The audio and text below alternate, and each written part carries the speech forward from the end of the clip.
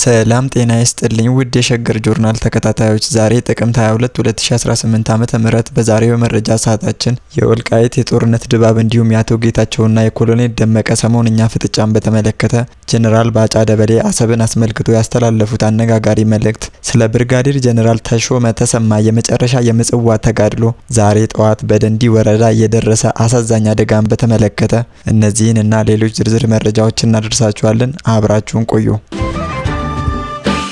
አቶ ጌታቸው ረዳ ባለፈው ሳምንት በሁመራ ከተማ አቅራቢያ ከነበራቸው ቆይታ በኋላ በምዕራብ ትግራይ አስተዳደር ጉዳይ ላይ አነጋጋሪና አዲስ አቅጣጫ ጠቋሚ መግለጫን ሰጥተዋል። መግለጫው ከሰላም ስምምነቱ በኋላ በውዝግብ ላይ ባለው የዞኑ አስተዳደራዊ እጣ ፈንታ ላይ ትልቅ የፖለቲካ ንትርክና ስጋትን ፈጥሯል። አቶ ጌታቸው ረዳ በትናንትናው ዕለት በሰጡት ቃለ መጠይቅ ምዕራብ ትግራይ በጉልበት አይመለስም የሚል ጠንካራ አቋም የያዘ መልእክት ያስተላለፉ ሲሆን ቀደም ሲል በኮሎኔል ደመቀ ይመራ የነበረው የወልቃይት አስተዳደር እንዲፈርስ መወሰኑን በግልጽ ተናግረዋል። ይህ አገላለጽ በአሁኑ ወቅት አማራ ክልል እያስተዳደረው ባለው አካባቢ ላይ የትግራይ ባለስልጣናት ያላቸውን የማይለወጥ አቋም የሚያንጸባርቅ ሲሆን የሁለቱ ክልሎች ግንኙነት ዳግም አወዛጋቢ አድርጎታል። አቶ ጌታቸው ረዳ ከዚህ ባለፈም አሁን ወልቃይትን የሚያስተዳድሩ አመራሮች ትግርኛ ተናጋሪ እንጂ አማርኛ ተናጋሪ አይደሉም የሚል የማንነትና የቋንቋ ጥያቄን የሚያመለክት አባባል ማሰማታቸው የጉዳዩን ውስብስብነት ከፍ አድርጎታል።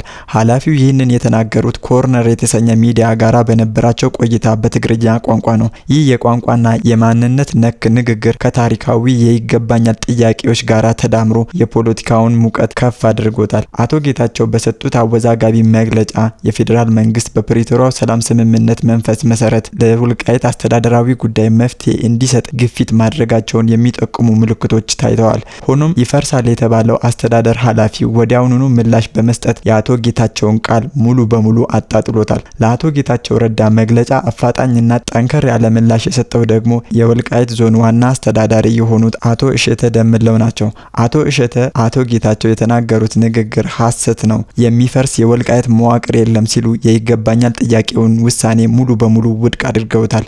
አቶ እሸተ ደምለው በሰጡት ምላሽ የወልቃይት አስተዳደር በህዝብና በመንግስት ድጋፍ ተጠናክሮ እየሰራ መሆኑን ገልጸው የአቶ ጌታቸው መግለጫ ሰላምንና መረጋጋትን የሚፈታተን የሐሰት ፕሮፓጋንዳ እንደሆነ አስረድተዋል። አስተዳዳሪው የዞኑን ህዝብና አመራር አሁን ያለውን አስተዳደራዊ አደረጃጀት የሚያናጋ ማንኛውም አይነት ውሳኔም ሆነ የኃይል እርምጃ እንደማይቀበል በመግለጽ አስታውቋል። ይህ ምላሽ በጉዳዩ ላይ የፌዴራሉን መንግስት አቋም በግልጽ የሚጠይቅና የሁለቱን አስተዳደራዊ አካላት የቆየ አለመግባባት ዳግም ወደ አደባባይ ያመጣ ነው። ይህ የከፍተኛ አመራሮች የቃል ፍጥጫ በሰላም ስምምነቱ ላይ አደጋ ሊደቅን የሚችል የወታደራዊ ዝግጅት ሪፖርቶች መውጣቱን ተከትሎ ነው። ሸገር ጆርናል በትናንትናው ዘገባ ህወሓት በቀጣዮቹ ሳምንታት በወልቃይት በኩል ሰፊ ውጊያ ለመክፈት ዝግጅት እያጠናቀቀ መሆኑን ከፍተኛ የሚኒሻና የዞን አመራሮች እየገለጹ መሆኑን መዘገቡ ይታወሳል።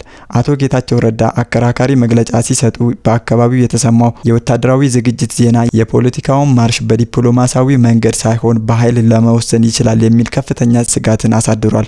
የፕሪቶሪያው የሰላም ስምምነትን በተመለከተ አከራካሪዎቹ ቦታዎች በፖለቲካዊ ውይይት እንዲፈቱ እንጂ በኃይል እርምጃ አለመሆኑን የሚያዘው አንቀጽ አሁን ባለው የቃል ፍጥጫና ወታደራዊ ዝግጅት መሃል ትልቅ ፈተና ተደቅኖበታል። የፌዴራል መንግስት በሁለቱ ክልሎች መካከል የተፈጠረውን የቃል ውጥረትና በተለይም በምዕራብ ትግራይ ወልቃይት ጠገዴና ሁመራ ላይ ያንዣበበውን የትጥቅ ግጭት ስጋት ለማርገብ ምን አይነት እርምጃ እንደሚወስድ በቅርቡ የሚጠበቅ ይሆናል። በዚህ ውዝግብ ውስጥ የፌዴራል መንግስት ሚና ወሳኝ እንደሆነና በሁለቱ አካላት መሃል ገብቶ የሰላም ስምምነቱን ተግባራዊ ለማድረግ የድርድር መንገዱን ማመቻቸት እንዳለበት የፖለቲካ ተንታኞች እየጠቆሙ ነው። በኬንያ የኢትዮጵያ አምባሳደርና ከፍተኛ የጦር መኮንን የሆኑት ጀነራል ባጫ ደበሌ ባሰፈሩት ጽሁፍ የኢትዮጵያ የፖለቲካና የዲፕሎማሲ መድረክ ዳግም ትኩረት እንዲሰጥ ያደረገ አነጋጋሪ መግለጫ ሰጥተዋል። ጀነራሉ በትግርኛ ቋንቋ ባሰራጩት ጽሁፍ የቀይ ባህር የወደብ ከተማ የሆነችው አሰብን በተመለከተ ከዓመታት በፊት በጠቅላይ ሚኒስትር አብይ አህመድና በኤርትራው ፕሬዝዳንት ኢሳያስ አፈወርቂ መካከል የተደረሰበትን መግባባት አስመልክቶ አስገራሚ መረጃን ይፋ አድርገዋል። ይህ መግለጫ በሁለቱ አገራት ስስ በሆነ ዲፕሎማሲ ዲፕሎማሲያዊ ግንኙነትና ታሪካዊ የወደብ ጥያቄ ዙሪያ አዲስ ምዕራፍን ከፍቷል።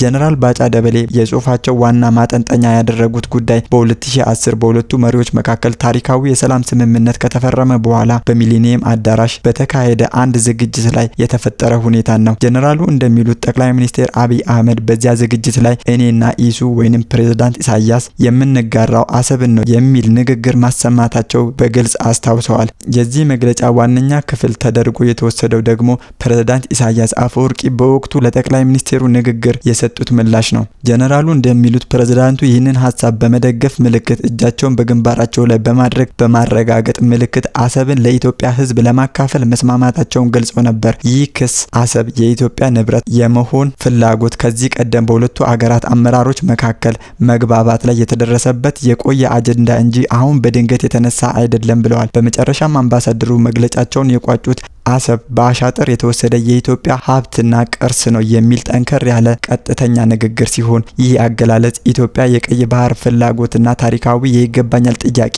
ዳግም በይፋ የሚያጠናክር ሆኗል። ጀነራል ባጫ መግለጫቸው እንደ ዳራነት የወሰዱት በ2010 በሁለቱ የጎረቤት አገራት መሪዎች የተፈረመው ታሪካዊ የሰላም ስምምነት ነው። በወቅቱ ስምምነት ሲፈረም ከፍተኛ የሆነ የህዝብ ለህዝብ ግንኙነት፣ የኢኮኖሚ ትስስርና የትራንስፖርት መስመሮች እንዲከፈቱ ተስፋ ተጥሎ ነበር።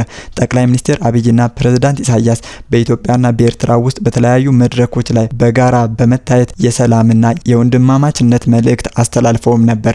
ይሁንና በወቅቱ የነበሩት ይፋዊ መድረኮች ላይ ሁሉም መሪዎች ስለ ሰላም፣ ስለ ፍቅርና ስለ ኢኮኖሚያዊ ትብብር በስፋት ቢናገሩም የድንበር ጉዳይ በተለይም የአሰብ ወደብን ጥያቄ በይፋ በአደባባይ የውይይት ማዕከል አልነበሩም። ስምምነቱ የአልጀርስ ስምምነት የድንበር ኮሚሽን ውሳኔ መሰረት ያደረገ ቢሆንም የኢትዮጵያ የወደብ ፍላጎት በረቂቅ ደረጃ በዲፕሎማሲያዊ መንገድ ሲነገር ቆይቷል። የጀነራል ባጫ መግለጫ የኢትዮጵያ የወደብ ፍላጎት በከፍተኛ የመንግስት ባለስልጣናት ዘንድ ምን ያህል ዋነኛ አጀንዳ ሆኖ እንደቀጠለ የሚያሳይ ነው። የአሰብ ጉዳይ የሁለቱ አገራት የረጅም ጊዜ ስትራቴጂካዊ ፍላጎትና የሉዓላዊነት አቋም የሚያንጸባርቅ ዲፕሎማሲያዊ አጀንዳ ሆኖ መቀጠሉ አይቀርም። ዛሬ ጥቅምት 22 2018 ጠዋት ላይ በኦሮሚያ ክልል ምዕራብ ሸዋ ዞን ደንዲ ወረዳ ውስጥ በሚገኝ ኬኛ ቢራ ፋብሪካ አካባቢ በደረሰ አሰቃቂ የትራፊክ አደጋ የሶስት የመንግስት ሰራተኞች ህይወት ወዲያውኑ አልፏል። የሲኖ ተሳቢ መኪናና ባጃጅ መካከል በተፈጠረ ግጭት ምክንያት በባጃጅ ውስጥ የነበሩ ሌሎች 3 ሰዎች ደግሞ ከባድ የአካል ጉዳት ደርሶባቸዋል። የሸገር ጆርናል ምንጮች እንደገለጹት አደጋው የተከሰተው በግምት ከጠዋቱ 2 ሰዓት አካባቢ ሲሆን ከባድ የሲኖ ተሳቢ መኪና በድንገት ባጃጁ ላይ በመውጣቱ ነው ተብሏል። ባጃጁ ውስጥ የነበሩ 3ቱ የመንግስት ሰራተኞች በደረሰው ከባድ ጉዳት ምክንያት ወዲያውኑ ህይወታቸው አልፏል። በዚህ አደጋ ላይ ከባድ የአካል ጉዳት የደረሰባቸው ሌሎች 3 ተጎጂዎች ለህክምና እርዳታ ወዲያውኑ ወደ አካባቢው የጤና ተቋማት ቢወሰዱም የጉዳቱ ክብደት ከፍተኛ በመሆኑ ለተሻለ ህክምና ወደ አዲስ አበባ ሪፈር መደረጋቸው ታውቋል።